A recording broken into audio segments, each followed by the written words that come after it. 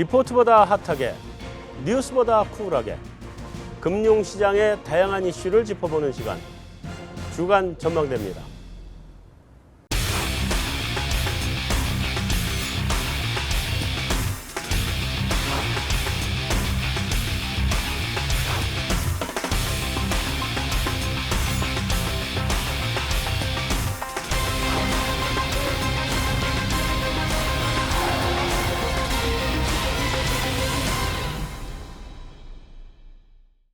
안녕하세요.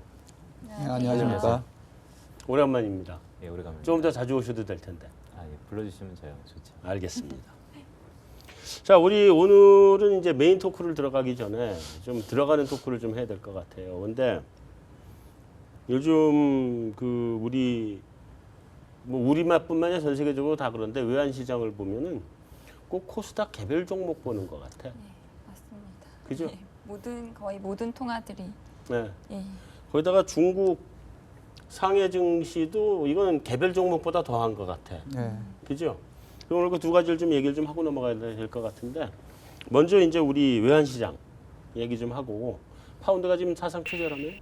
7년 내 최저. 그죠? 예. 1.4? 예. 그 파운드 얘기도 좀 하고 좀 얘기를 좀 도대체 왜 이러는지 어떻게 될 건지. 그리고 우리 원화도 보니까 지금 장외에서 1240 넘었대.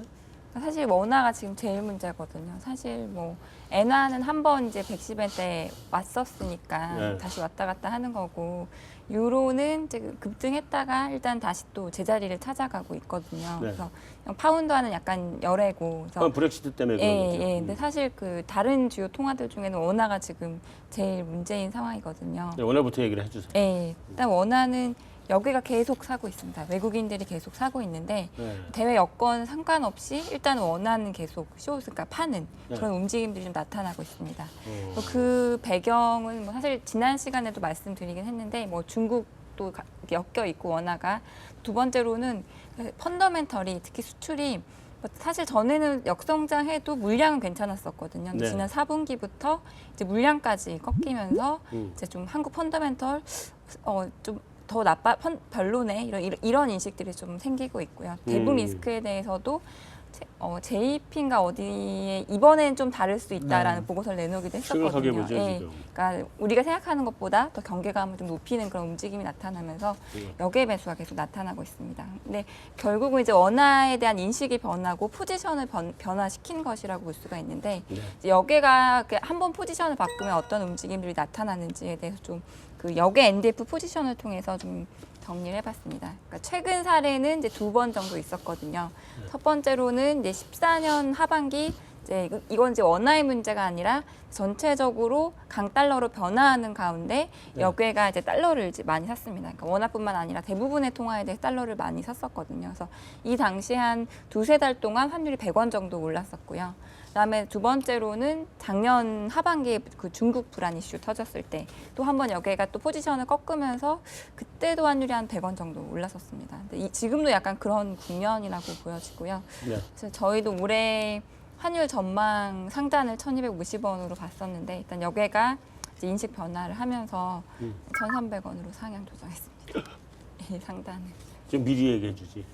저도 나 엊그제 강의할 때 상자 1280이라 그랬는데. 80이나 뭐 300이나 아, 맞아요. 괜찮아요? 50 넘으면 뭐 어떤 하나는, 근데 그래도 당국이 계속 4월에 선거도 있고 해서 속도 조절은 계속 하고 있거든요. 당국이 지금 개입해도 당국 개입 무용론이 나오고 있는 것 같아요. 개입해봐야 소용이 없다. 그러니까 저는 당국의 사실 지금 당국의 능력은 충분하다고 생각을 하거든요. 외환보 네. 계획도 있고 털어야 될 그 선물한 포지션이 500억 달러가 넘게 있습니다. 예, 그렇기 때문에 당국의 능력은 사실은 충분한데, 이제 그 레벨을 당국이 어느 정도에 맞출 것이냐. 웬만큼 대외 상황에 따라서 이제 뭐 상단을 열어주긴 할 건데, 이제 뭐 위기로 가는 그런 상황은 아니게 좀 열어줄 거라고 생각하고, 당국의 능력은 저는 충분하다고 생각합니다. 파운드는 어떻게 봐야 돼요? 파운드는 사실 그 6월 달에 이제 그 선거를 앞두고 대부분 그 영국의 입장을 수용을 해줬기 때문에 그렇게 저는 뭐 악재는 아니지 않을까 생각을 했었는데, 아무래도 이제 시장에 하나 재료를 잡으면 또 몰고 가다 보니까. 근데 런던 시장은 뭐 탈퇴하자 예. 그 사람이 자기 총 유력한 자기 총리라며요. 근데 뭐 탈퇴하자 이러고 주장한다 그러던데. 네, 그 기업들의 설문조사 같은 거 보면 다 브렉시트 반대한다고. 기업은 반대고. 예. 그래서 이제 투표를 막상 하면 이제 아직까지는 이제 안 하는 쪽이 우세한 것 같은데 좀 약간 이제 리스크가 있다 보니까 좀 시장에 베팅을 해보는 것 같습니다. 브렉시트는 어떻게 봐요? 일단 캐머런 총리가 처음에는 이제 본인의 정치적인 입장과 그리고 이제 대유로 협상 카드용으로 이렇게 어떻게 보면 거기서 얘기가 좀 많이 부각이 된 것 같은데요. 네. 그러니까 유로 입장에서는 당연히 이제 나가면 큰일이 나니까 너네 원하는 대로 해줄게 해서 캐머런 총리는 자기가 원하는 카드를 넣고 본국으로 돌아왔는데 본국 내부에서 진짜로 하자라는 쪽으로 지금 이렇게 가면서 일단은 캐머런 총리가 원하는 방향으로 컨트롤은 지금 안 되고 있는 것 같이 보이고요. 네. 네, 그리고 뭐 말씀하셨다시피 이게 뭐 그렉시트나 다른 데랑 비교할 수 없는 정도죠. 스페인 그러니까 그렉시트만 하더라도 그 시장은 난리를 겪었고 그보다 좀 더 큰 스페인이 좀 걱정된다 했을 때 또 더 큰 이제 난리를 겪었는데 영국이라고 하면 일단 시장은 생각하기 딱 머리가 아픈 거죠. 이제 골치 아프죠. 영국은 사이즈가 너무 크죠. 근데 그거를 일단은 생각을 해야 된다는 것 자체가 지금 시장의 스트레스로 작용을 하는 것 같습니다. 유로존에서 독일, 영국, 프랑스가 다 3조 달러 위안으로 세계가 제일 큰 데니까. 근데 지금 그러니까 영국이 지금 불만이 뭐예요? 기본적으로. 그 정치적인 뭐 불만은 난민 문제는 아니면은 뭐 유로 내부에서 이제 네. 그런 뭐 비용 내고 그런 거는 이제 그래서 EU 쪽이 많이 양보를 한 것 아, 같은데. 그 양보를 해준 거예요? 예, 한 것 같은데 그 영국 국민 그 정치인들하고 또 국민들은 틀리지 않습니까? 국민들은 그렇죠. 예, 아마 현실에서의 불만이 있는 분들은 일단은 그거에 또 표출 구조로 하나로 또 그런 영향도 좀 있지 않나 싶습니다. 자, 중국은 지금 왜 그래요? 도대체? 제가 한 달 전에 나와가지고 워낙 안 좋게 얘기를 해가지고 그래서 지금 반영되나? 지금 뭐 가슴은 아픕니다. 네. 꼭뭐 원하는 시나리오는 아니었고요. 네. 근데 중국은 아직까지도 좀 더 위험해 보입니다. 지금의 그때 한번 급락 이후에 좀 반등을 했었죠. 그리고 특히나 다음 주에 양회를 앞두고 이렇게 급락세를 보였던 게 어떻게 의미심장한 좀 추이다 이렇게 좀 보고 있고요. 네. 중국은 제가 지난번에도 지속적으로 말씀드리지만 위안화의 추가 약세가 좀 필요할 것 같고 시장은 그렇게 또 흘러갈 것 같고 네. 상해 지수뿐만 아니고 홍콩 뭐 전부 다 해서 주가 지수의 하락이 아직까지 또 남아 있는 것 같습니다. 그럼 지수는 별다른 적이 없다는 전제에 더 빠진다? 저는 개인적으로 좀 더 빠질 룸이 있지 않는가 이렇게 좀 보고 있습니다. 그 조금이 얼마나 조금이야? 나 그때 못 팔았거든.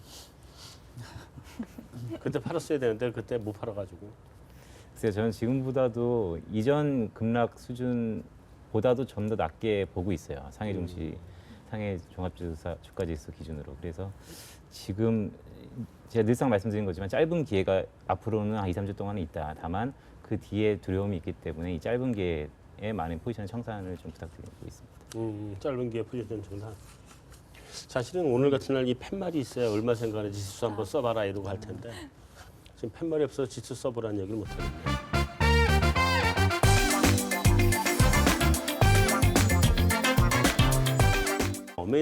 오늘 메인 토크는 이 글로벌 시장이 너무 불안한 것 같아요. 근데 이 연중 행사인지 작년에도 연초에 그렇게 안 좋았죠? 올 연초가 안 좋았구나. 연초에 안 좋았고 구정 지나고 안 좋았는데 신정 구정 다 안 좋았던 거 아니에요. 근데 그러고서는 좀 살아나야 되는 거 아닌가 싶은데 살아날 생각을 안 하고 계속 지금 곤두박질이란 말이에요. 글로벌 시장이. 그래서 그 2008년 서프라임 사태 터지고 난 이후에 또다시 중앙은행들 간에 좀 정책 공조가 있어야 되는 거 아니냐 이런 얘기들도 나오고 있는 것 같고요. 실제로 정책 공조를 좀 하려고 하기는 하는 것 같아요. 이제 다시. 그런데 다음 3월 달에 이제 메이저 국가들이 좀 이벤트가 좀 많죠. 그래서 그 이벤트들을 좀 한번 좀 짚어보자 하는 차원에서 글로벌 중앙은행들 3월에 통화정책회의를 한번 좀 보는 걸로 그렇게 했습니다. 우선 20입니다. 유럽. 이게 드라기가 이번에는 또 어떤 걸 해줄지 모르겠는데 일단 금리는 마이너스 3이죠? 예. 마이너스 3이고 그 무슨 롱 무슨 뭐 프로그램 뭐 있잖아요. 그 네, 채권 사주는 거. 예. 그 600억씩 사주는 거 예. 지금 기간을 연장한다 뭐 이랬다고 예. 했다는데 이 정도 가지고 시장이 별로 그렇게 예. 썩 좋게 반응 안 한 것 같아요 그때. 그때 처음에 나왔을 때는 좀 실망이 많았다라는 반응이었고요. 그렇죠. 일단 그뭐 사주는 거 시장에서 그때 기대했던 거는 이때 이제 CPP 이제 단위로 마이너스 금리 내리던 거를 네. 조금 더 폭을 크게 하지 않을까라는 기대가 있었는데 그거에 못 미쳤고 그리고 이제 사주는 양도 더 늘려줄 줄 알았는데 그냥 뭐 연장하겠다 이렇게 하면서 좀 실망을 했던 것 같은데요. 그렇죠. 지금 이제 기대들은 그래서 이제 그 실망을 이번에는 기대로 이제 마이너스 금리도 더 내리고 자산 매입 양도 더 늘려주지 않을까라고 지금 시장에서 좀 기대를 하고 있는 것 같습니다. 근데 마리오 드라기는 이렇게 말만 할 때가 효과가 돼 있는 것 같아. 실제로 네. 액션을 하기만 하면 그냥 다 액션은 별로 없는 것 같아요. 근데 강력한 부양책이 나오긴 나와요? 지금 왜 나온다 그러면 도대체 어떤 부양책이 나와야 강력한 부양책인가? 그러니까 아시다시피 그 시장에서 기대를 뛰어넘어야지 강력하지 않습니까? 그렇죠. 예를 들면은 뭐 마이너스 10pp 더 내려줄 거야 했는데 20pp를 내려준다든지 그렇죠. 아니면은 뭐 사주는 양을 늘리거나 대상을 더 뭐 심지어 뭐 예를 들면 주식까지 다 사줄게 뭐라든지 그렇지. 예, 그런 게 나와야지 좀 강력할 것 같은데 네, 시장의 예상 수준만 나왔다. 예, 그냥 시장의 예상보다만 더 많이 나오면 된다. 예. 나올 것 같아요? 먼저 3월달 22는 좀 간단히 종합해서 좀 말씀드릴게요. 일단 시기적으로 나올 것 같고요. 네. 제가 지난번에도 말씀드렸지만 이게 시기적으로 보면 22에 잘 안 보이네. 예, 22의 공공의 적이죠. 네. 독일 중앙은행 총재. 그렇죠. 3월달에 투표권이 없습니다. 이 시기 놓치면 22 올해 힘들다라고 보고요. 아 분데스방크가 3월 달에는 투표권이 없어요? 그렇죠. 예, 3월달에 투표권이 없기 때문에 3월이 적기입니다. 그래서 이 시기를 놓치면 아마 22가 다음에 액션을 하려면 더 경기가 뭐 빠진다든지 아니면 여러 가지 조건이 붙기 때문에 3월이 매우 중요하다라고 볼 수 있겠고 네. 이미 매년은 나온 것 같아요. 마이너스 금리이기 때문에 마이너스 금리 정책이 도입된 이후에 제가 주로 많이 듣는 질문 중에 하나가 이게 정책 효과가 좀 나타나지 않는데 어떻게 돼야지 이 정책이 극대화될 것이냐, 실효성이 나타날 것이냐에 대해서 질문을 많이 받는데요. 좀 생각을 해보니까 기본적으로 담보 가치 상승이 있어야 됩니다. 마이너스 가치 어쨌든 대출의 활성화를 높이기 위해서는 대출을 받은 사람들의 담보 가치가 높여져야 되기 때문에 이러한 측면을 감안해 봤을 때 ECB가 마이너스 금리 폭을 확대하면서 대출의 부동산 가치라든지 주가 지수 즉 위험 자산 쪽의 가치를 부스팅할 수 있는 정책을 필 것이다 이렇게 좀 보고 있고요. 어떻게 하면 그게 되겠죠? 그래서 직접적으로 예전처럼 뭐 주식을 직접적으로 사는 방안도 있겠지만 여러 가지 이유 내에서의 협약 때문에 다소 좀 어려움이 있다고 보고 그러한 측면에서 재정의 좀 항로를 넓혀야 되는데 재정도 어차피 협약에 막혀져 있고 네. 그러한 측면을 보면 울며 겨자 먹기지만 채권의 한도 즉 지금 600억 유로의 규모를 좀 더 넓히지 않을까 이렇게 좀 보고 있습니다. 시장에다가 완전히 펌프질을 한다. 그렇죠. 근데 네. 그 600억 규모의 그 규모 확대의 양이 시장의 기대보다 훨씬 더 높았을 때 효과는 극대화될 것이다 이렇게 좀 보고 있습니다. 그러면 금리의 추가 인하나 그 저기 600억 유로 뭐 이거 해야 돼서 지금 시장이 어느 정도 뭐 기대치가 있어요? 지금 일단은 마이너스 지금 10pp씩 조정이 너무 적더라는 그 컨센이 좀 있는 것 같고요. 네. 내릴 때 뭐 한 10 이상으로 좀 내려주고 이 사주는 것도 600억에서 적어도 단위가 바뀌니까 1000억 유로나 이 정도 이상이 돼야지 좀 효과가 크게 있지 않을까 싶습니다. 아, 그래요? 아예 그냥 발상을 딱 뛰어넘어서 예. 나 같으면 마이너스 1% 이럴 텐데 하는 김에 화끈하게 해버려야지 이게 그 조금씩 해봐야 효과 진짜 없어요 그거는. 그나저나 좀 다른 얘기로 유로의 최고액권이 우리 또 환율 전문가시니까 최고액권이 500억 유로, 예. 500만 유로. 아, 우리 계속 500. 억 얘기하다 보니까 500유로, 예, 500유로. 없앤다며요? 그러니까 저는 약간 걱정되는 게 진짜 안 가본 길을 가려는 건가. 막 마이너스 금리를 더 막 확대를 한 다음에 이제 현금 못 가지게 하고 그러려는 의도인가 약간 좀 걱정이 되는 것 같아요. 우리 단체로 유럽으로 출장을 가자. 삽을 하나씩 들고 가서 야산을 막 파보는 거야. 아, 그러면 아니, 500유로짜리 지폐가 이렇게 나올지도 몰라. 우리 뭐 그런 경우 있었잖아요 지난번에 포크레인으로 파가지고 돈 꺼내고 나올지도 몰라. 출장 한번 가봅시다. 뭐 없을 수 있겠어요. 근데 기왕에 나와서 돌아다니고 있는 거를 쉽지 않겠죠. 자, 이제 BOJ입니다. BOJ 우리 또 전승지 여신께서 한마디 해주실까? 아, BOJ는 진짜 어려운 것 같아요. 네. 이번 달에 사실 냈는데 또다시 시장에 뭐 불신하네, 뭐 더 나올 게 없네 이런 식으로 또 반응이 나오면 진짜 난감해질 것 같거든요. 그래서 저는 네. 이번에는 약간 한 발짝 물러설 것 같아요. 이번에는. 3월에는. 그러니까 앞으로 뭔가는 더 할 수, 그러니까 뭐 마이너스 금리를 조금 더 확대한다던가 그런 건 조금 할 수 있는데 의미 있게는 아직은 할 수 없다고 생각을 하고 특히 또 3월에는 일단은 좀 한 발짝 물러나 있지 않을까. 어떻게 생각하세요? 그렇다고 의견 한번 돌아가면서 다 물어볼게요. 네, BOJ 일본은 제가 뭐 저번에도 좀 운이 없고 좀 불쌍하다 안 돼 보인다라고 했는데 뭐 중국 때문에 안전자산 선호되면서 엔이 강해지고 그래서 마이너스 금리 했는데 뭐 3일밖에 효과가 없고 지금 그래서 엔이 강해졌다가 약간 또 한숨 돌리려니까 브렉시트 얘기 나오면서 또 엔이 강해지고 지금 좀 자기 의사와는 상관없이 그리고 정책을 써도 안 먹히는 자꾸 대외 환경이 마련되는 것 같은데요. 저도 말씀하신 것처럼 일단 이번에 BOJ가 카드를 썼는데 효과가 없으면 그럼 이제 영원히 이제 시장에서 상당 기간 BOJ의 정책은 효과가 없다라는 쪽으로 가고 오늘 보니까는 그때 왜 마이너스 금리가 통과될 때 우리나라 주심 금통위원들이 BOJ 금정위원들이 9명이었는데 5대 4로 겨우 통과됐지 않습니까? 근데 지금 반대했던 4명이 지금 거의 뭐 마이너스 금리 하면 안 된다, 더 하면 안 된다는 식으로 지금 내부에서도 이미 좀 의견이 일치가 안 되는 것 같거든요. 그래서 이번에 그래서 일단은 G20가 있으니까는요. 거기서 G20에서 구체적인 정책 공조가 나오기는 쉽지 않겠지만은 그래도 거기서 일본이 한번 이렇게 좀 얘기를 꺼내보고 그리고 이제 다른 중앙은행들 눈치를 좀 일단 살피지 않을까 싶습니다. 그러니까 회의 앞두고 일본 계속 지금 공조를 해야 된다고 계속 얘기가 나오고 얼마 전에 미국에서는 뭐 환율 조작 안 된다 뭐 이런 얘기를 했었거든요. G20 앞두고 네. 약간 진짜 공조 약간 어려울 것 같다는 생각이. 거기는 어때요? 큰 그림에서 보면 BOJ는 ECB 따라할 거로 보는데요. 3월은 잠깐 쉴 것 같습니다.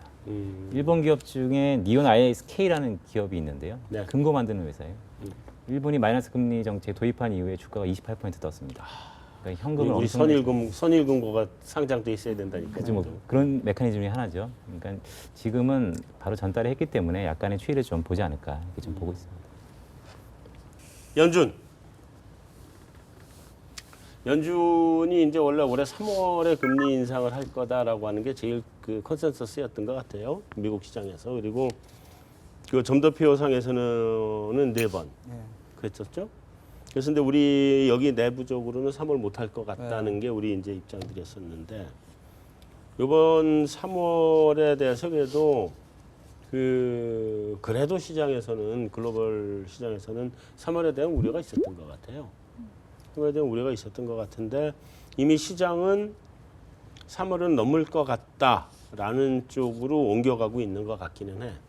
우리나라 선물 포지션 봤더니 지금 한 2만 몇천 계약 순매수 지금 외국인이 하고 있죠. 근데 요즘 선물이 보니까 글로벌 금리, 미국 금리하고 완전 연동돼 있더라고요. 우리 선물도.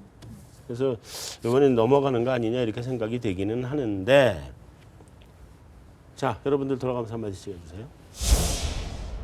예, 뭐 저도 3월은 우리가 연준에서 이제 못 움직이고 왜 못 움직이는지를 설명을 좀 이렇게 제대로 해줘야 될 것 같고요. 그쪽에 좀 포커스가 맞춰지지 않을까 싶고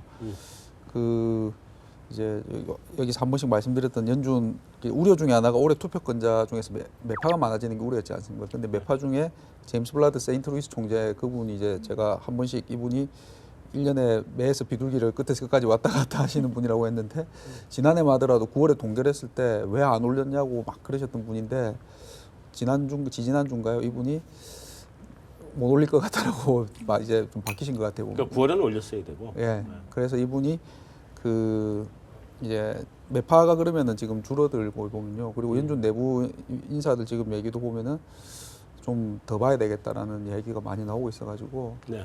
3월은 못 움직이고 대신에 시장에 그거를 왜 우리가 그런 부분을 어떻게 보면 약간 변명일 수는 있지만 그래도 좀 설명을 잘 해줘야 되지 않을까 싶습니다. 자, 여기는 3월에 인상 못하면 우리 환율은 어떻게 돼요? 아, 인상 못하면요? 네. 인상 못하면 그래도 그렇게 많이 빠지지는 않을 것 같고요. 네, 그 워낙 이유는 어느 정도 시장에서 예측하고 있나요? 예, 산적해 있는 이제 다른 악재들이 있고 3월에 안 할 거라는 기대가 있고 저는 사실 연준이 이번에 안 하면 그래도 이렇게 너무 또 시장이 막 가지 않도록 그냥 우리는 금리 인상 기조 유지하고 있다 이 정도 시그널은 줄 것 같거든요. 그래서 또 다시 또 막 위험 선호 모드로는 못 갈 것 같다는 생각이고 그래서 환율이 또 급격하게 빠지지는 못할 것 같아요. 아, 그래요? 자, 거기는 어떻게 봐요? 환율 말고 금리, 미국 금리. 3월 못 한다고 보고요. 네. 3월에 약간의 기대감이 있는 거는 딱 하나의 지표 때문입니다. 미국의 소비자 물가가 반등하기 시작했다는 거. 근데 가만 내용을 살펴보면 역기저가 있는 거고요. 기본적으로 주거비가 상승을 해서 그런데 미국 부동산 경기가 꺾이고 있습니다. 그런 걸 네. 보면 향후 소비자 물가 하락 가능성이 높다고 보고요. 3월 달에 못 한다고 봅니다. 그 지난주에 방금 김도원 연구원님 말씀하신 것처럼 미국 물가가 컨센보다 조금 올라가지고 네. 아 이러면 다시 3월 올리는 게 아닌가라고 시장에서 잠깐 생각을 했었는데요. 그날 시장 금리도 오히려 내려가고요. 보면은 이제 BI라고 하죠. 물가를 반영한 이제 인플레이션 기대도 오히려 안 올라갔거든요. 보면요. 네. 그래서 예, 그 지금 미국 연준이 12월에 금리를 올렸는데 그러고 나서 지금까지 나온 경제 지표 보면은 고용률 그 정도 빼고 나서 좋아진 게 하나도 없거든요, 지표가. 그렇죠. 예, 그리고 물가 약간 올랐는데 이것도 별로 시장에서 반영을 못하고 그런 걸로 봐서는 예, 3월은 뭐 어렵지 않나 싶습니다. 그럼 미국이 올해 금리 인상하기 힘들어지겠나요? 3월에 못한다는 얘기는 경기가 꺾이는 거 아니냐 이렇게 봐야 되는데 경기가 꺾이는 와중에 어떻게 금리 정상을 할 수 있겠어요? 경기가 조금이라도 좋아져야 금리 정상을 하는 거지.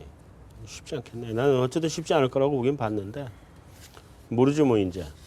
내가 연준 총재가 아니라서 연준 총재였으면 내가 확실하게 금리 못 올립니다 그럴 텐데. 네.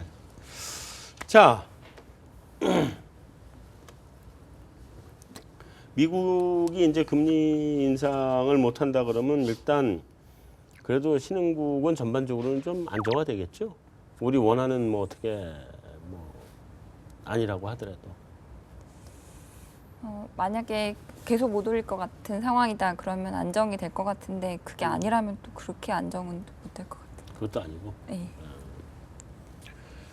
근데 지금 보면 좀 저평가돼 있는 뭐 원자재 통화 그런 통화에 대해서는 긍정적인 시각이 좀 나오고 있거든요. 그러니까 좀 약간 차별화되는 것 같아요.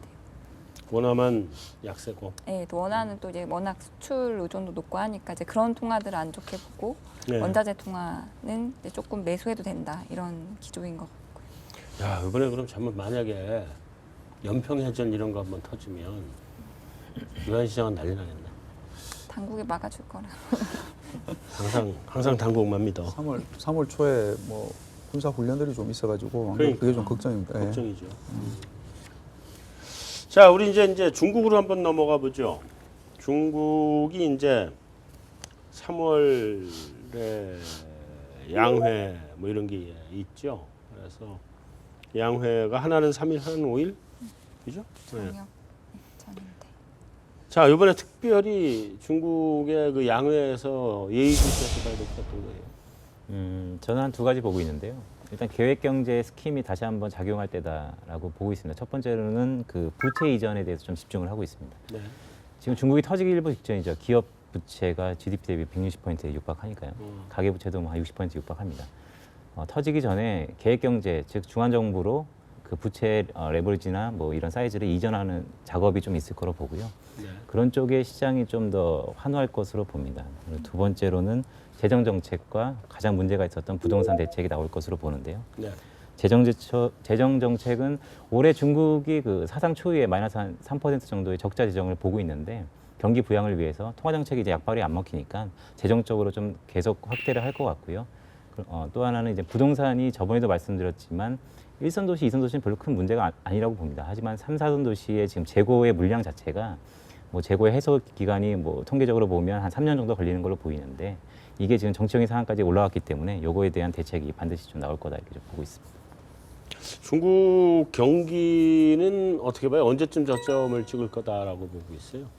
중국 경기 저점을 찍는 거는 2분기에 찍는데요. 문제는 그 이유가 유가랑 똑같을 것 같습니다. 저점 올해 찍는데 2분기? 그렇죠. 예. 2분기에 유가든 중국 경기든 저점은 찍을 것 같은데 문제는 그 뒤로 L자로 길 것 같아서 그게 오히려 더 시장에는 안 좋을 것 같습니다. 저점은 찍지만 L자로 긴다. 그렇죠. 중국이 지금 작년에는 중국 경기에 대한 매크로에 대한 리스크였다면은 네. 지난해 말부터는 이제 아까 부채 얘기도 잠깐 해주셨지만 이게 크레딧과 소버린 리스크로 지금 옮겨져 오고 있는 것 같습니다. 아, 보면은. 그래요? 예, 그래서 이제 중국이 그냥 경기가 안 좋다 이거는 뭐 대부분 다 알고 그건 인정하는데 기본이고. 여기서 이제 이거는 그 중국 국가에 대한 이제 크레딧 그 내부의 크레딧과 국가 소버린에 대한 지금 우려로 좀 전이가 되고 있는 것 같거든요. 그래서 이번에는 이걸 좀 아까 얘기한 것처럼 차단할 수 있는 뭔가가 나와야 되지 않을까 싶고요.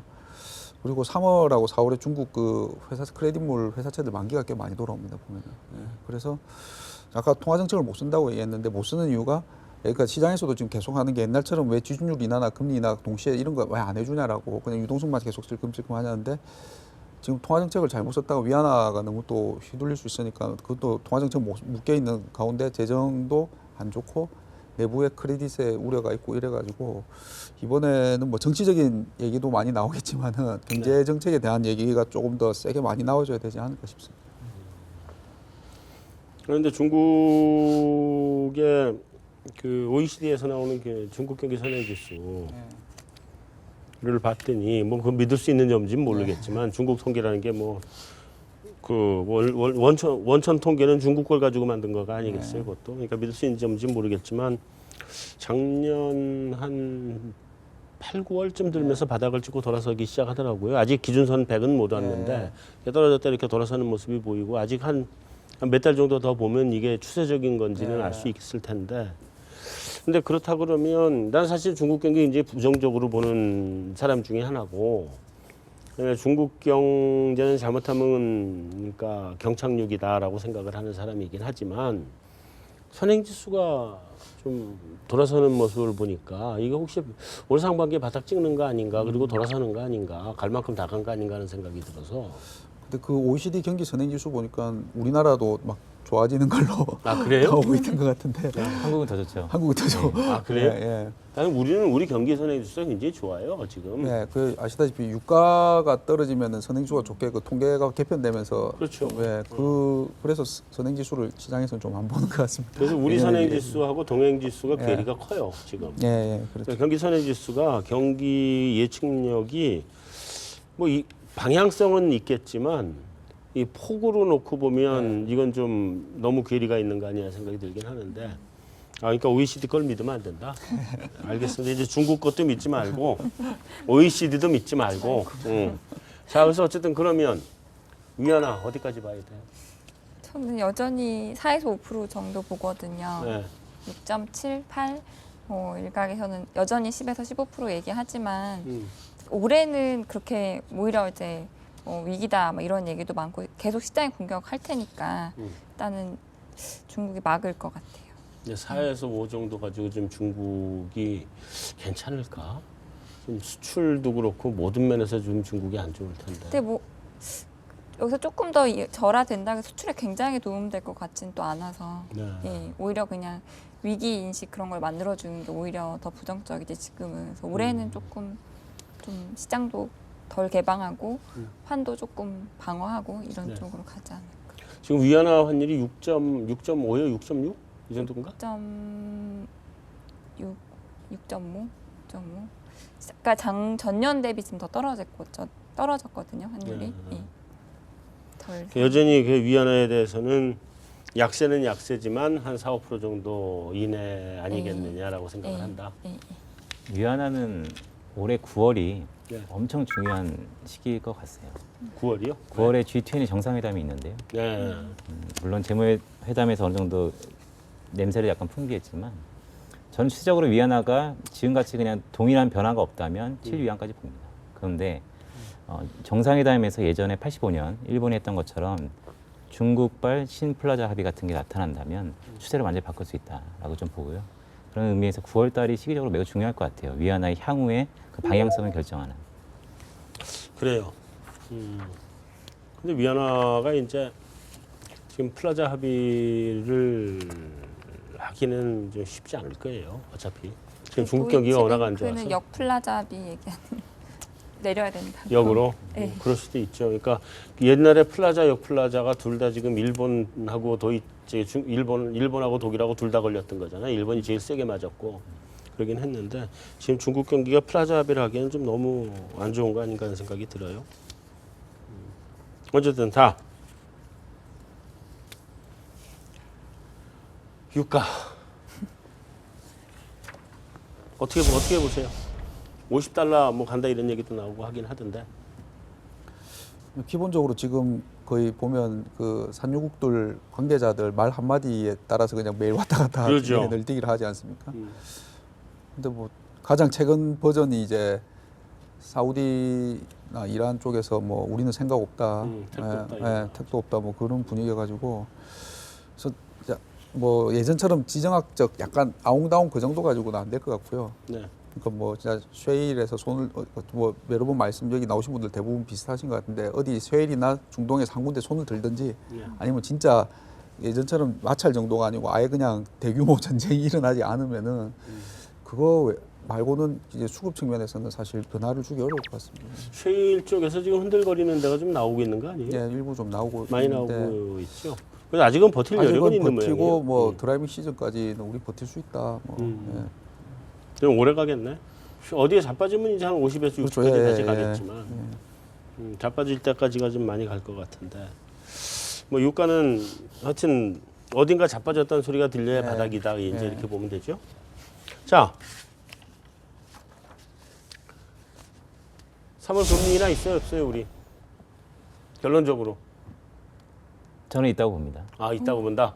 자 여기는 환율이 이런데 어떻게 내리겠어요? 뭐 못 내린다. 예. 여기는 저희 원래 이제 뷰가 뭐 아시겠지만은 3월 인하였고요. 네. 예, 였는데 지금 가장 금리 인하에 걸림돌이 된 게 말씀하신 것처럼 두 분 말씀대로 매크로 경기만 보면은 인하해야 되는데 이제 가장 걸림돌이 가계부채에서 환율로 넘어오면서 지금 이제 뭐 아까 저희 얘기한 3월 초에 뭐 특히 지정학적 리스크가 좀 더 커질 수도 있고 그래서 네. 환율이 여기서 안 내려가고 하면은 그 자본 유출 이런 거 계속 우려가 있으면은 분명히 그 부분은 금리 인하의 발목을 잡을 것 같습니다. 근데 제가 드는 생각 중에 하나는 그런 그게 생기면 일단은 미시적으로 대응해야 된다고 생각하거든요. 네. 예를 들면 뭐 거시건전정 3종 세트 삼종 이런 거를 세트. 좀 풀어준다든지 미시적 대응하고 결국 그런 부분이 지나가고 나면은 나중에 펀더멘탈로 보면은 금리는 인하하는 게 인하가 필요하지 않나 싶습니다. 근데 이번 3월은 사실은 못 한다. 원래는 이제 저희 한다 했는데, 한다 했는데 지금은? 환율을 좀 봐야 된다로 아주 환율을 봐야 죄송합니다. 된다. 예, 예. 자,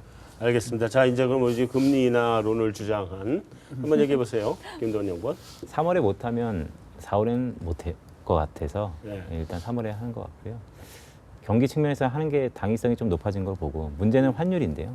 제가 지속적으로 말씀드리는 부분이지만 지금 달러 환율 수준 자체가 높다고 보시는지 아니면 적당하고 보시는지 의견이 좀 분분한 것 같아요. 제가 볼 때. 물론 시장에 계시는 분들은 지금이 환율이 원화 가치가 워낙 약하다고 보시지만 제가 볼 때는 지금의 펀더멘탈의 지금 수준 자체도 적당한 수준이 아닌가 이렇게 좀 보고 있어서 환율은 더 이상 변수가 아닌 것 같습니다. 4월엔 왜 못하나요? 4월에는 여전 정치권하고 연결되면서 아마 한국은행이 움직이기 물론 한국은행이 독립적인 기관이긴 하지만 총선 때문에 움직이기 힘들 것 같습니다. 총선이 무기한 연기될 수가 있기 때문에. 네. 자, 나는 사실은 금리 인하는 하반기쯤에 나올 거라고 생각하는데 상반기는 안 나오고 하반기에 경기를 도저히 돌려세울 수가 없다 이렇게 돼야 재정 상반기에 다 집행해서 썼으니까 하반기에 이제 금리 인하하고 추경하고 같이 쓰지 않을까 싶은데 어쨌든 지금 간에 지금 가계부채가 너무 빨리 늘고 있어요.